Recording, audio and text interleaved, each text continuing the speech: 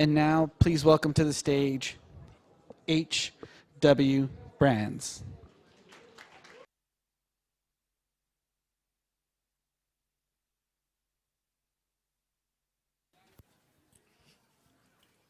Well, good afternoon. Thank you all for coming. I'm delighted to be back here in Rancho MIrage.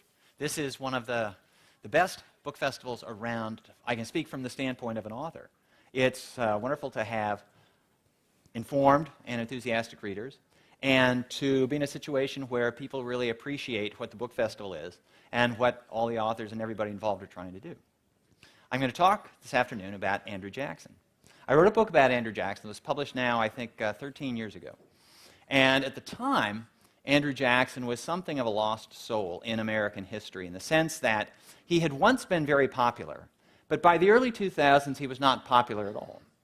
It turns out, apparently, that there's at least a slight vogue for Andrew Jackson in the last few weeks anyway, when the new Trump administration, President Trump, has let it be known that Andrew Jackson, in fact, I think it's that very portrait that's up there. No, actually, no, it's not the one on the cover of my book. The one in the catalog is going to grace the wall of the Oval Office. And after President Trump gave his inaugural address, Steve Bannon, his publicity guy, called the address very Jacksonian. Now, if we get there, perhaps in questions and answers, I'll comment on whether I think the analogy fits. But it is, I suppose, given the fact that candidate Trump and President Trump sort of ran against conventional wisdom and ran against what some people might call respectable opinion, it's not surprising that he has chosen Andrew Jackson as his model. And this, as I say, would have been surprising. If Hillary Clinton had been elected president, Andrew Jackson would not be on the wall of the Oval Office. Now, when I decided to write the book on Andrew Jackson, this was the puzzle that I had to try to resolve, because I have been teaching American history long enough to know, and I just know enough about American history to know that when Andrew Jackson was alive, and for probably 50 years after his death, he was exceedingly popular. He was the most popular figure in America between George Washington and maybe Franklin Roosevelt. I'm tempted to say between George Washington and Abraham Lincoln, except that half the country, despised Abraham Lincoln and waged a civil war against him. So Jackson was more popular than Lincoln. Now, it's really hard to find someone who was more popular than probably Franklin Roosevelt. You have to get to the 20th century. But by the 1960s, or more maybe starting in the 1960s, by the 1980s or 90s, it was really hard to find anybody who had much good to say about Andrew Jackson. And so this is the question that I, as the historian, had to answer. Why was he so popular when he was alive? Why did he become unpopular since? This was the puzzle, this was the conundrum. And when I was sort of setting this up in my head, I tried to figure out a way of determining how popular Andrew Jackson was. I could just say he was very popular, but how do you measure this kind of thing? When you write about a figure in the 20th or 21st century, there are public opinion polls. And so we know, for example, that Harry Truman, when he left office in 1953, was the most unpopular president in American history before or after, according to opinion polls. He was more unpopular than Richard Nixon at the depths of Watergate. But how to measure this before you have public opinion polls? And initially I thought, okay, what I'll do is I will look at editorials, because editorials are sometimes proxies for the mood of the people who buy the papers. And so you can't actually displease your subscribers very long if you want to keep selling newspapers. So I could read the editorials from the 1820s and 1830s and kind of tally those up. But there was one particular flaw with that way of measuring, and that is that in those days, newspapers were essentially party papers. They didn't pretend to any kind of objectivity. So there were Democratic papers, there were Whig papers. There were pro-Jackson papers, there were anti-Jackson papers. And so you didn't get a sense of, okay, there's this changing kind of thing. If you knew that this was a Democratic paper to begin with, well, of course it would be pro-Jackson. And so that wasn't the kind of measure that I wanted. I came up with a measure, a metric, and I'll let you decide whether you think it's valid. But it seemed, at least at the time I came up with it, seemed ingenious. And that is, I decided to go to an atlas of American history. Actually, an atlas of the United States, not a historical atlas, an atlas of the United States. And I went to the index, and I went and I looked under J, and I looked at all the things, the places, the towns, the mountains, the lakes, and so on, named for Jackson. And I just tallied them up. Actually, I didn't tally them up. What I did is I took a ruler, and I measured how many inches of Jackson do we have in the index of this atlas. And then I looked down for other names and see sort of comparatively, Jackson had this many inches, how many inches did other people have? It turned out that Jackson had the largest number of things named for him than in the United States. So I'll let you guess. So the second and third place finishers were just about tied. Can you guess who they were? Washington. Jefferson's not a bad guess. Franklin. Yeah, again, Lincoln. See, the problem with Lincoln is really lots of things named for Lincoln in the North, but he's skunked in the South. And even things that might have been named for some other Lincoln before the Civil War got their names changed. So anyway, so I've got this. Here is Andrew Jackson, this popular figure. Why was he so popular? And then I'll get to why he became unpopular.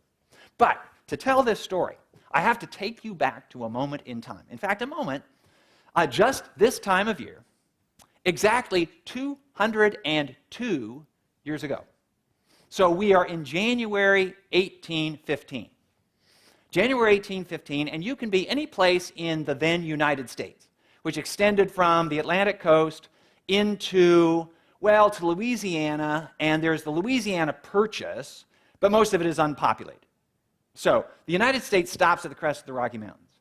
And it was probably the darkest time in American history since Valley Forge and probably until the Civil War. And the reason that this was such a dark hour in American history was that the United States was involved in a war with Britain. A war that started out with great hopes on kind of the instigation of this party of folks in Washington and some in parts of the West who thought it would be a great idea to take advantage of Britain's distraction. It was in one of its wars with France. Take advantage of Britain's distraction, and we'll win this quick war and seize Canada and all this other stuff. So the country went to war without sort of seriously thinking about the consequences, what might happen. Things turned out badly. The British defeated Napoleon, and they could turn their full guns, quite literally, on the United States. They invaded the East Coast. They raided Washington, D.C. They burned the Capitol, the White House, all the other major government buildings. And then word came that they had mounted they were preparing a major amphibious campaign against the heart of the American heartland, against the Mississippi Valley. And the British Armada, the largest battle fleet in the world, filled with veterans of the Napoleonic Wars, was aiming at New Orleans. And they were intending that they would sail up the Mississippi, they would capture New Orleans, they would continue up the Mississippi, and they would connect with another British army coming down from Canada. And they would split the United States in two. And that essentially would be the end of the American experience in self-government. The British would leave the United States as this rump state in the East, perhaps, or who knew what was going to come. And as a result of the discouragement that set in amid all of this stuff, there was a movement in New England, to secede from the United States. The Federalists of New England said, we don't want this war. This wasn't our war. This is the war of Jefferson's party.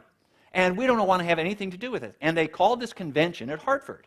And they met in Hartford, Connecticut. And it was a secret convention. They didn't tell the world what they were doing, but it was really clear from what they said outside the convention walls that they thought that New England would be better off, not attached to the United States, but sort of reattached to Britain, because the ties of culture, the ties of trade, the ties of all sorts of things of affinity were much more in the direction between New England and Old England than between New England, let's say, and the American South. So the country is falling apart. It's been invaded by this foe. The capital has already been occupied. The American government is driven from the capital. And now worse is about to come. And then,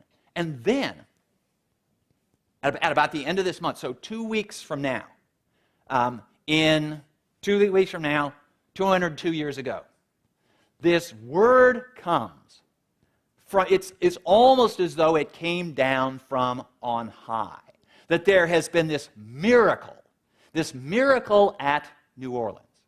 And the miracle was that Andrew Jackson, with this ragtag army of volunteers, a few regular soldiers, of French nationals, Spanish nationals, Indians, pirates, just anybody he could get his hands on, had inflicted a stunning defeat on this British army, this crack British army. And when people read the casualty list, they literally could not believe what they were reading.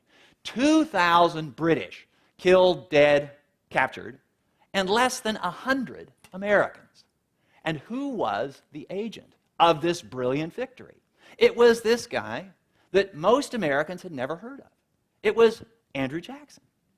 And all of a sudden, Andrew Jackson, he's the hero of the hour. He is the hero of the generation. Oh, and here's a curious thing. And it has to do with the troubles of communication in those days. Now, any student of American history learns in about 5th grade, if they're still taking American history in 5th grade, that the Battle of New Orleans, because this shows what a clever 5th grader or 9th grader you are, that the Battle of New Orleans was actually fought after the war was over.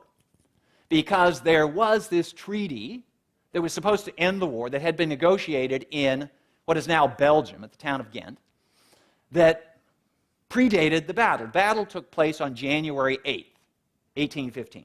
The treaty was signed on Christmas Eve, December 24th, 1814. But here's the crucial thing, of course, that it took much longer than that time for the news to get from Europe to America. So the battle was fought with nobody in America knowing that a treaty had been signed. And here's the other thing, that the news of the treaty was still coming from Europe when the news of Jackson's victory arrived in the eastern cities, in Washington and New York. So it's kind of boom, boom, where the news comes of this brilliant victory, and then a couple days later comes news that the war has ended. So there was this somewhat mistaken belief that not only had Andrew Jackson defeated the British at New Orleans, but he had won the war, I mean, almost single-handedly.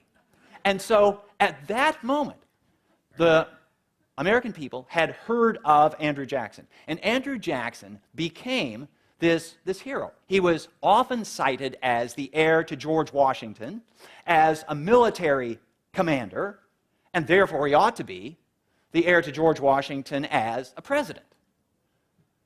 Americans have long demonstrated sort of a weakness, a soft spot in our political hearts for victorious generals. You win a war, you've got a really good chance of being president. If you just think about it, George Washington wins the Revolutionary War, becomes president. Andrew Jackson, well, he didn't actually win the War of 1812, but he's the hero of the War of 1812. He becomes president. There was another War of 1812 sort of hero, William Henry Harrison, who became president. Ulysses Grant, well, actually, Zachary Taylor, victorious general in Mexico, he becomes president. Ulysses Grant is the commanding Union general. He becomes president. And it goes all the way up to Dwight Eisenhower, sort of a hero of World War II, becomes president. And you might very well ask, so why did the string end? Well, you have to win the war. And the United States has not been conspicuously victorious since World War II. There have been minor wars, the Gulf War, I suppose, but America's military prowess has not been as conspicuously successful as it was during those previous wars. Anyway, so all of a sudden, Andrew Jackson is the hero. And immediately, people begin talking about Andrew Jackson for President of the United States. And there are things about Jackson that really appeal to the American mind. And part of it is that he is this military hero. But the other thing was, and this is the reason that Jackson was as popular as he was for as long as he was. Jackson would become a new kind of president. He's a new kind of hero. George Washington was president in what you could call sort of the classical age or the Augustan age of the American presidency, when Americans expected to look up to their leaders. And people looked up to George Washington. He was tall, yes, that's true, but he also was probably the richest man in America. He was a member of an elite. He carried himself apart from other people. He cultivated this kind of distance between himself and Americans. And in the very first years of the American Republic, this was quite acceptable.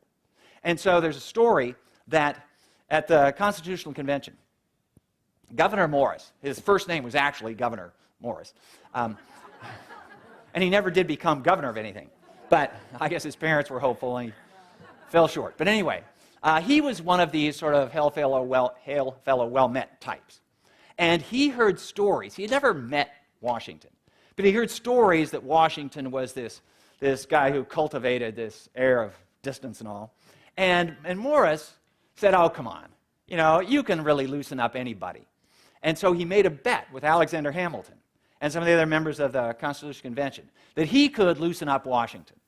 So, and the bet was this fancy dinner, this dinner for all the friends at the best restaurant in Philadelphia.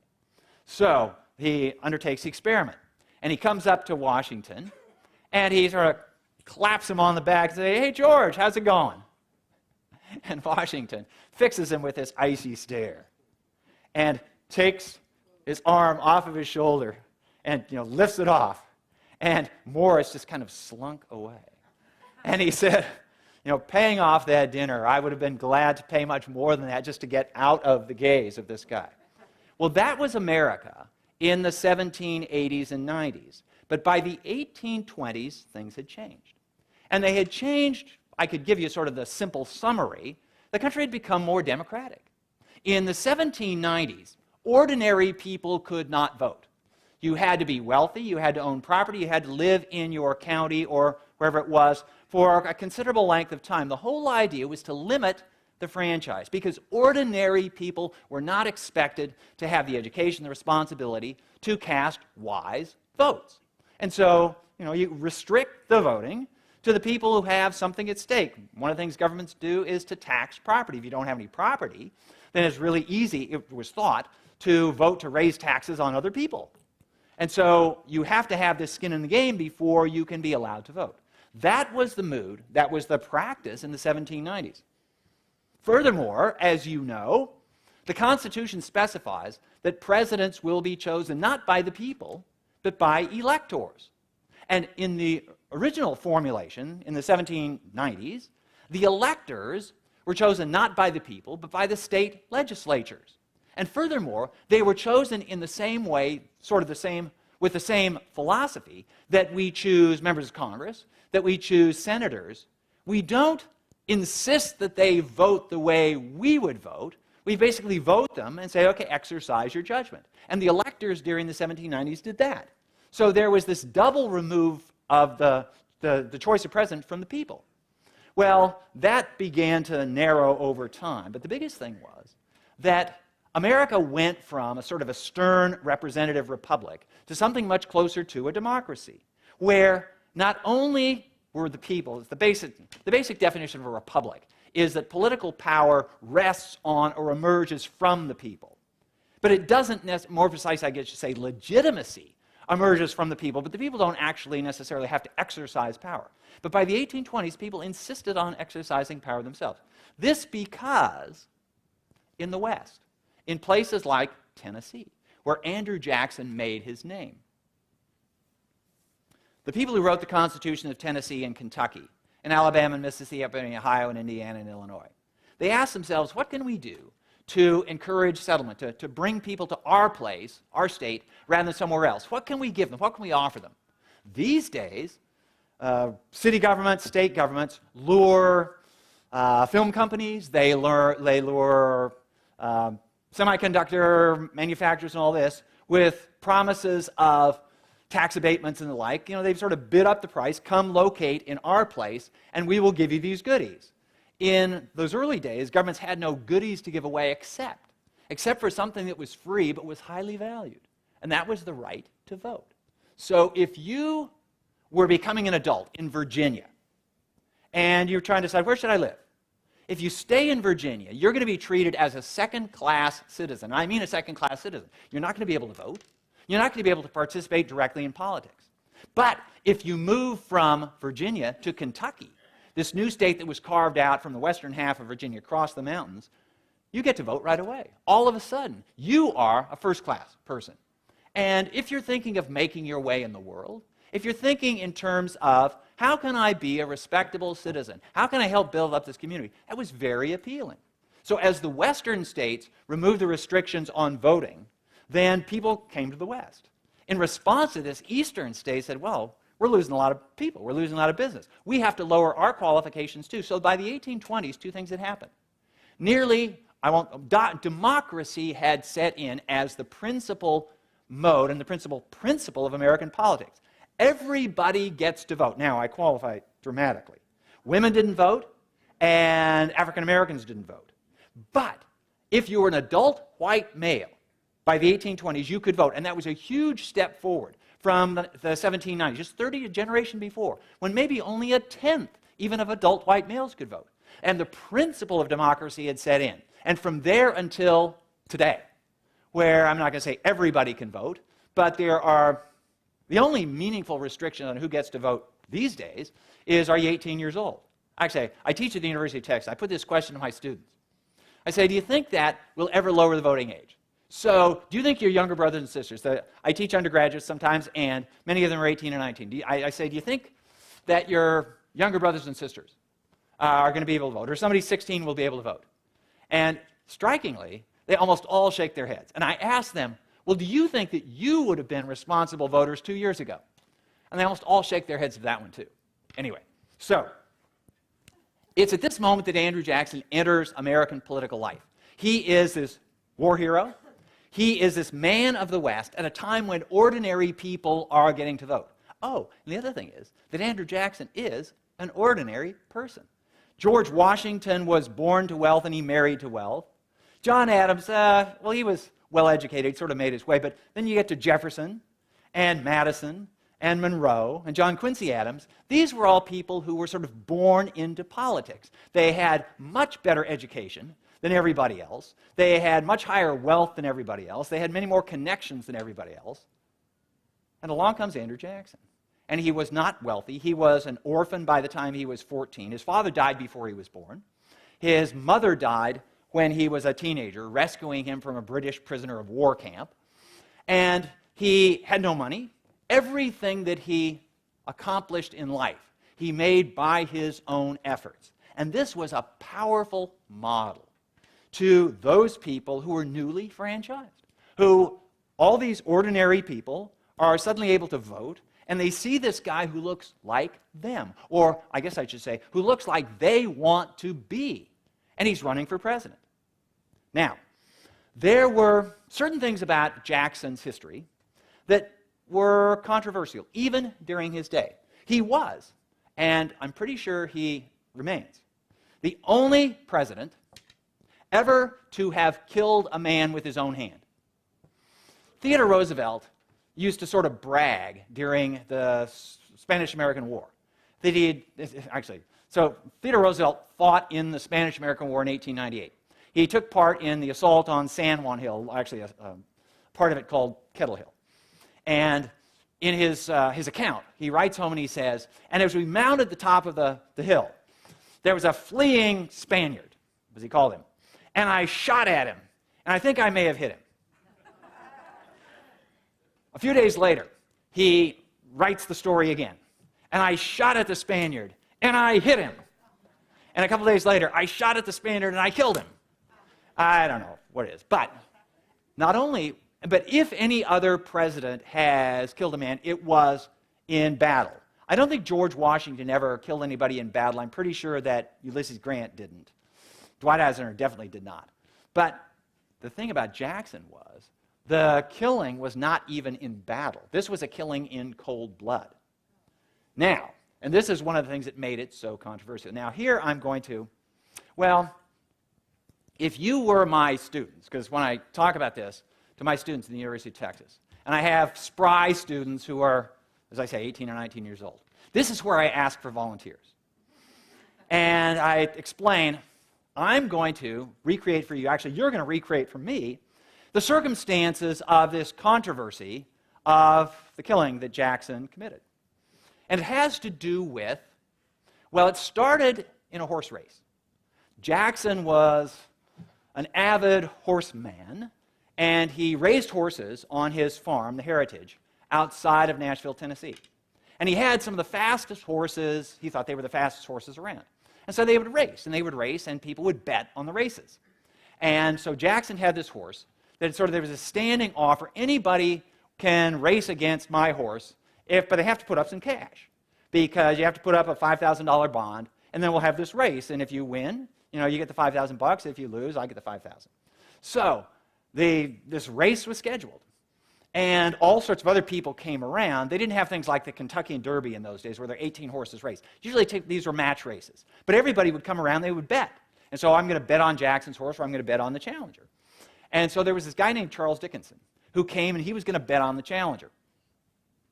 There was a problem with not simply betting in Tennessee in those days, but with the economy generally. And that was there was a lack of cash money to go around. And so when people bet on things, when people bought stuff, they would buy it with alternatives to cash. So sometimes they would use land scrip. So when Jackson was a lawyer, when he wasn't off beating the British, and he would do legal work for people and would receive in exchange 640 acres, or a title to it. This and promissory notes were very common. So this guy, Charles Dickinson, puts down a promissory note on the Challenger. It turns out the Challenger scratch didn't come to claimed injury. Now, whether the owner got cold feet and decided just didn't want to race and lose all the money, so he only forfeited part of the money. But Charles Dickinson, it turned out, couldn't pay the promissory note. The note wasn't good. So there was a dispute over the money. But Charles Dickinson was trying to sort of make a name for himself by taking on Andrew Jackson, who by this time, the year is 1806. Andrew Jackson is already a leading figure in Nashville and in Tennessee. He's commanding general, major general of the Tennessee militia, which was an elective position in those days. And in some ways, it was more important than even being governor of the state. And he decides that he is going to kind of basically stick it to Andrew Jackson. So he says, you can't make me pay that. And Jackson was known for having something of a temper. Not an uncontrollable temper, as you will see, but it was a temper that when people got crosswise with Jackson, Jackson's face would turn red, and his voice would rise, and it was really clear he was getting upset until there was a certain point. If you crossed a certain threshold, then his demeanor changed entirely. So he would be clearly getting more angry and more angry. But if you said one thing in particular, there was one subject where Jackson's visage would change. And that one subject was if you said anything negative about Jackson's wife. Jackson was devoted to his wife, Rachel. He loved Rachel for Rachel's own sake. He loved Rachel because he saw in Rachel many of the same virtues, the same positive qualities he had seen in his mother. And his mother died in his arms when he was 14. And she gave him parting advice.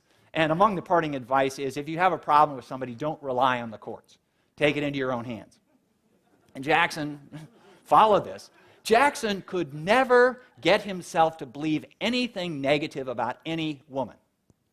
And when people said negative things about Rachel, now, in fact, there was a certain opening, a certain ground for saying negative things about Rachel. Inadvertently, Rachel had married Andrew Jackson while she was still married to another guy. Now, it really was inadvertent. Her first... Things were different in those days. She had married this guy who turned out he was a no-good fellow, and he disappeared. He abandoned her. And she didn't know whether he was dead or alive. And then she heard that some months earlier, he had applied for divorce. Now, he actually had to apply for divorce in Kentucky, where they had been married. And she gets the news months later, assuming that the divorce had gone through. Now, in fact, it hadn't. But on the basis of this, she marries Andrew Jackson. In the first husband's absence, the two had met and fallen in love. And so they got married thinking that her husband that she was no longer married to this guy. Turns out she was. It was a technicality. When the divorce comes through, they remarry and so on, and all's well. And nobody thought anything of it, except that it nagged on the conscience of Andrew Jackson because it raised the possibility that people would say bad things about Rachel. And he knew that she was sensitive to this, and he was exceedingly sensitive to her sensitivity. So, in this particular squabble with Charles Dickinson, Dickinson is trying to sort of defend his position, and he realizes he's needling Jackson, and what he really wants to do is get in a duel with Jackson, because Charles Dickinson was a crack shot, and he figured, I can make my name by basically out-dueling this hero of Tennessee. And Jackson's not going to rise to the bait. He says, okay, there's no reason to get really huffy about this until. And somehow Dickinson had heard, or somebody whispered in his ear, if you really want to get Jackson's attention, say something about Rachel. And he did. And when he did, Jackson, who had been getting sort of clearly more angry and getting louder, when somebody crossed that threshold, all of a sudden, Jackson would fall deadly silent. And when people who knew Jackson saw this happening, they ran for the doors because they knew there was death in his eyes if somebody had done this. When Charles Dickinson crossed that threshold, there was no way he was going to avoid a duel with Jackson. Now, this was fine with him. This was his purpose because he was a good shot. He'd been in duels before, and he was pretty sure he could outshoot Andrew Jackson. So this is where I call up my student volunteers and say, would you like to be Charles Dickinson? Would you like to be Andrew Jackson? And so I'm up on a raised stage like this, and so I get a couple of volunteers, and they hop up, and okay, and I say, so here's the way it goes. The duel took place outside of Nashville, outside of Tennessee. So some of you are aware of, well, many of you know, about the famous duel between Alexander Hamilton and Aaron Burr. And the reason they dueled in New Jersey, although they were both residents of New York, was that dueling was illegal in New York. It was also illegal in New Jersey, but they figured if they were non-residents of New Jersey, then once they fled back to New York, the New Jersey authorities probably wouldn't chase them back to New York. And because the crime didn't happen in New York, the New York authorities wouldn't come after them. Well, in the case of Dickinson and Jackson, they went across the border into Kentucky, and they have this duel. Okay, so dueling had its rules. And in this case, they decide on, they're going to use pistols, and it's going to be at 10 paces. So they get together, and they're back to back. So I have my students play this out. And so they take, each one takes 5 steps, and then they turn around. And they have seconds, the assistants, and they're the ones who sort of say, okay, they'll say, ready, aim, fire. And when the order fire is given, you have your choice. Now, there were sort of there were 2 theories of dueling in those days.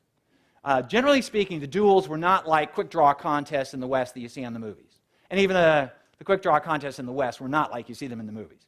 But anyway, so there were 2 schools of thought. One was that you should shoot first because you get one shot. You shoot first, and if you can incapacitate your opponent, then you win, before the opponent fires. But to incapacitate the opponent, you pretty much have to hit the opponent in the brain or in the heart. If you hit them just, in the chest or in the arm or something like that, then the opponent gets off a shot. Now, the thing is that these are pistols. They don't have rifled barrels, so they're kind of like mini muskets. And they're not at all accurate. At least you can't rely on them. You have to be really good to be able to hit any kind of relatively small target. And Charles Dickinson was good enough that he determined he was going to fire first. Jackson was not a particularly good shot. He determined that he would fire second. Because if you fire second, then you do not have to immediately incapacitate your opponent. Then you have a much larger target. In fact, if you shoot second, you can just hit them sort of anywhere in here. And either you'll hit an artery and they will bleed out in a matter of minutes or hours, or you hit them sort of anywhere around the gastrointestinal tract and there will be blood poisoning and they'll die within 24 hours. And so Jackson determines that's what he's going to do. Of course, he doesn't tell anybody. But I go over and I whisper into the ear of the Jackson, okay, this is what you're going to do. and then I go over and whisper into the ear of the Charles Dickens, and this is what you're going to do. So, ready, aim, fire. Dickinson goes bang, and nothing happens. Jackson doesn't fall over, doesn't even flinch. And Dickinson is stunned. He has never missed in his life. And he can't believe that he has missed at 10 paces. And Andrew Jackson is still standing. Now, as a matter of fact, he hadn't missed. He had hit Andrew Jackson. He had missed Jackson's heart by about half an inch. But Jackson had such a stern will that he just stood there and he took it. And then he leveled his gun. And at this point, some of the seconds are saying, okay, you've proved you're brave. We don't have to go through with this. And Jackson just said, he insulted Rachel. And so he levels his gun at Charles Dickens, who is, to borrow a phrase, sweating bullets at this point and anticipating doing more than just sweating bullets. And Jackson takes aim, and he pulls the trigger, and nothing happens. And Dickinson is over here, and he's going, oh, whew, thank God. But it turns out, as I said, that dueling had its rules. And the rules were that if there is a misfire counts as a shot. So if the hammer comes down and the charge doesn't ignite, that's a misfire. But that's not what had happened. In fact, it had been a miscock. The pistol had not been cocked adequately. Now, you need to know that it was the seconds who prepared the pistols. And so it wasn't Jackson's fault that it hadn't been cocked. And so the rule book said that if it's a miscock, then you get a second shot. And again, the seconds are saying, okay, can't we end this? No, we can't. And so Jackson takes second aim, and Dickinson, oh my God, and gets hit in the torso. And in fact, he does fall, and he dies the next day. And to many people in America, when they heard about this is 1806. Jackson is going to become this military hero 9 years later, and he is going to run for president the first time in 1824. So it is almost 20 years after the duel.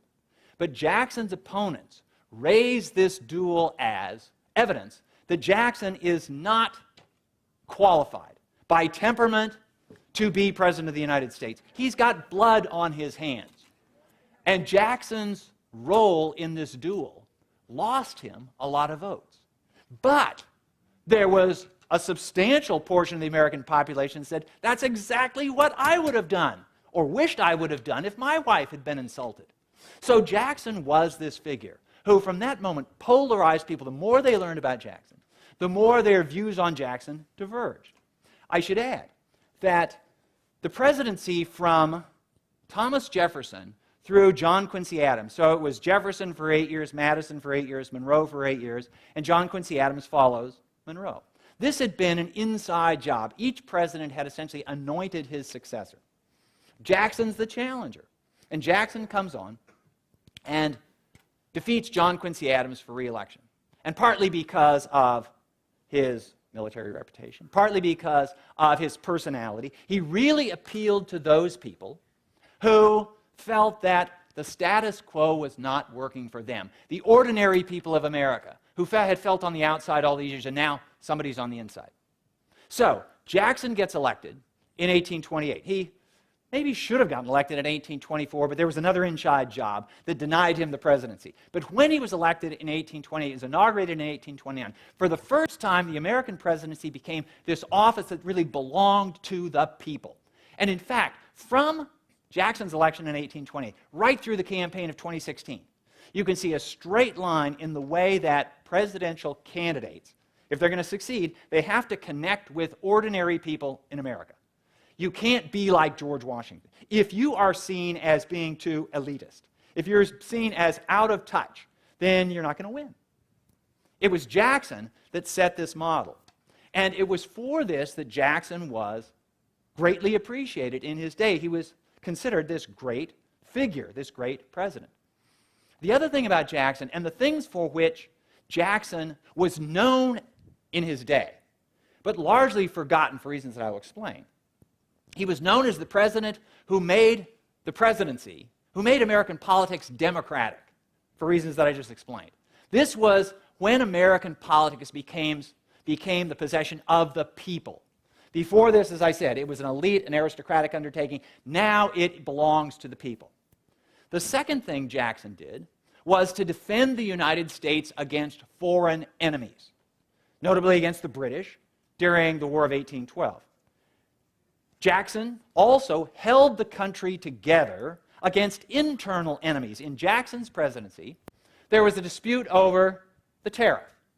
And South Carolina, believing the tariff was tilted against it, threatened to secede from the Union, threatened to nullify the tariff and leave the Union. And Jackson made very clear that this would not happen. This was unacceptable. Jackson was a states' rights man. He believed that the states had rights. He believed that laws that were made closest to the people were likely to be better laws than those made by a government far away in Washington. But Jackson drew a sharp line between just states' rights and secession.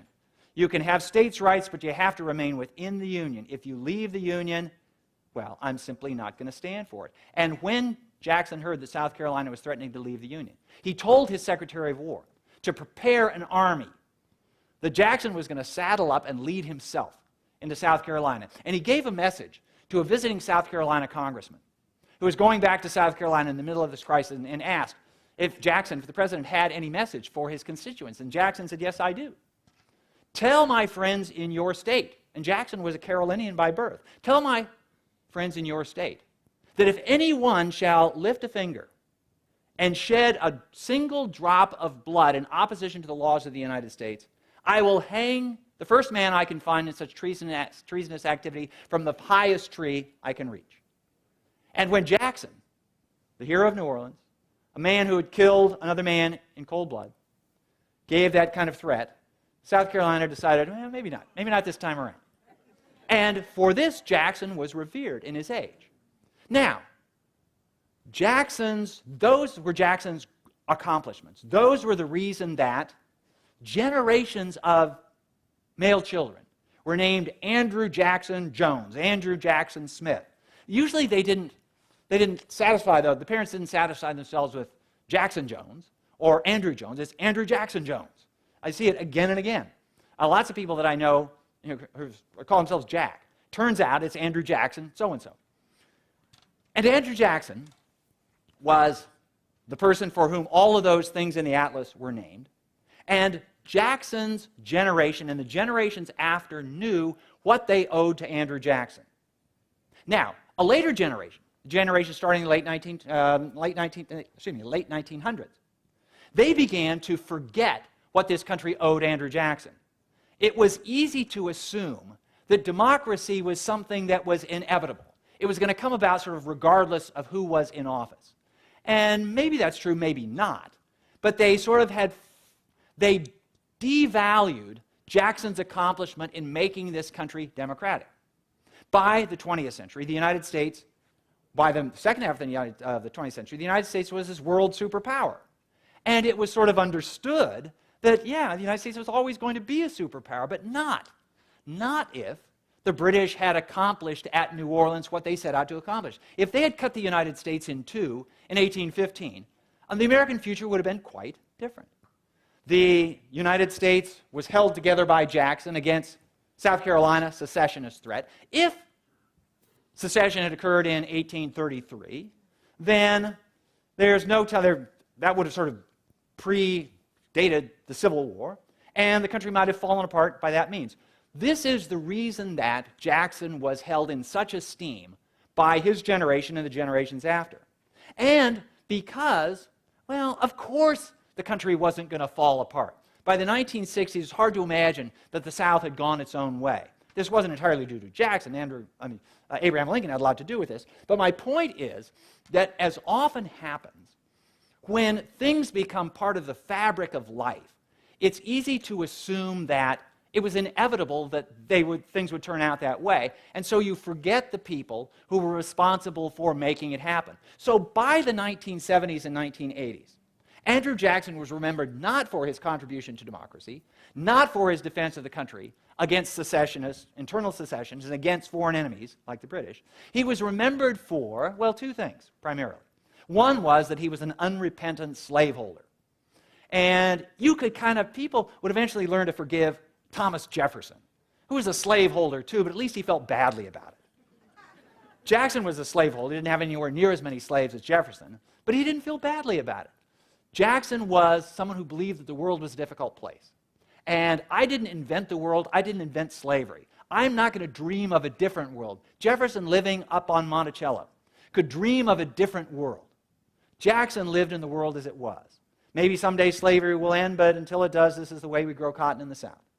The other thing, and this is the thing probably more than anything for which Jackson is remembered, because it's hard to sort of harp on Jackson as a slaveholder unless you're going to sort of read the Riot Act against George Washington and James Madison, James Monroe, and all the other slaveholder presidents. But the thing that Jackson is remembered for, and I get this, some of you will know, if I asked you, what three-word phrase characterizes Andrew Jackson in the minds of school children today? Trail of Tears, exactly. This is what Jackson is remembered for.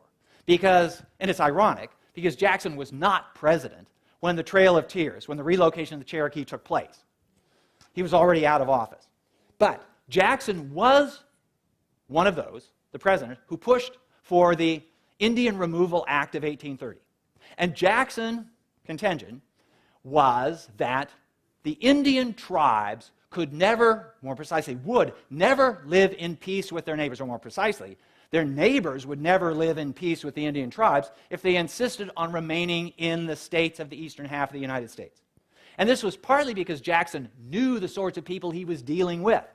He lived in Indian country, Nashville was Indian country, when he went out there.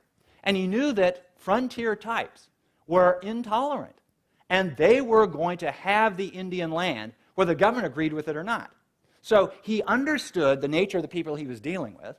Furthermore, and this might sound like splitting hairs, but it really wasn't, Jackson believed that the Cherokee, to focus on that particular tribe, could and should be able to live in Georgia, which was the focus of this, if they would agree to live simply as citizens of Georgia. But they could not have an independent government that was separate from the government and immune to the laws of Georgia. As I said, Jackson was a states' rights guy. If the Cherokee want to live as a tribe and have their own government, they have to leave the states. They can go out into federal territory. And furthermore, the U.S. government will give them aid in doing it. We'll pay you to do it, and we'll help you relocate. Now, for understandable reasons, the Cherokee said, no, we don't want to do it.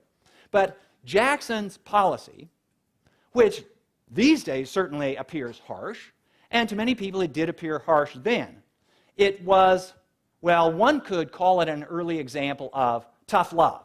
I'm not sure love is the right word. Jackson didn't expend a lot of love on the Indians, although he did adopt 2 Indian children. So he had nothing observable per se against Indians. But one of the things Jackson said in one of his speeches on this subject, he said, and this is not simply rhetorical, he said, where are the tribes of New England? Where are the tribes of New York? Where are the tribes of Pennsylvania?